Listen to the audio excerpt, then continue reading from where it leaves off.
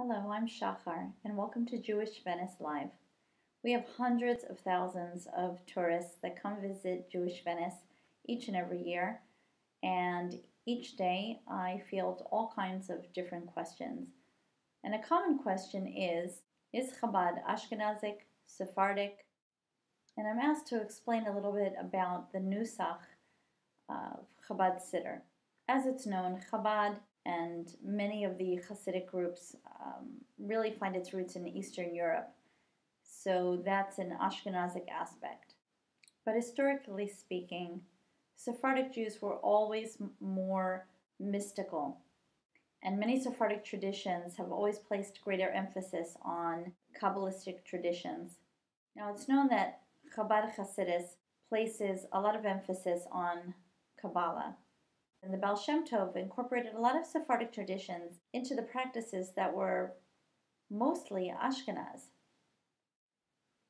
Now it's widely known that many Sephardim had asked the Rebbe if they should let go of some of their practices and take on more of the Ashkenazic practices. And the Rebbe usually responded that there's no real reason for a person to change.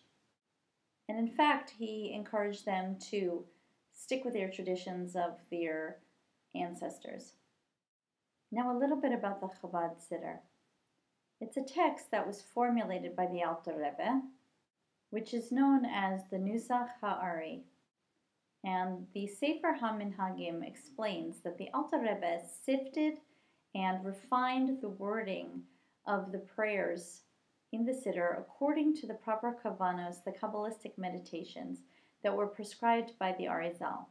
And he formulated the text in conformity with the strictest rules of grammar.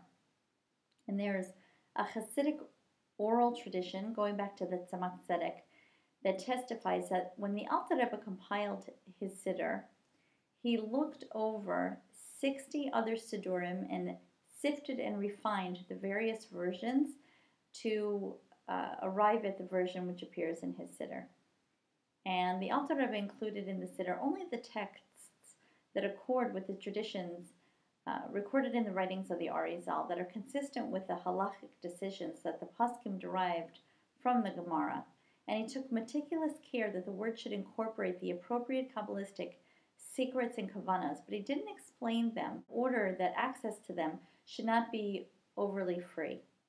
With that being said, regardless of which Siddur any of us uses, I hope that we're all able to pray with the highest level of kavana and that all of our prayers are answered immediately. Have a great day, and we look forward to seeing you here in Jewish Venice.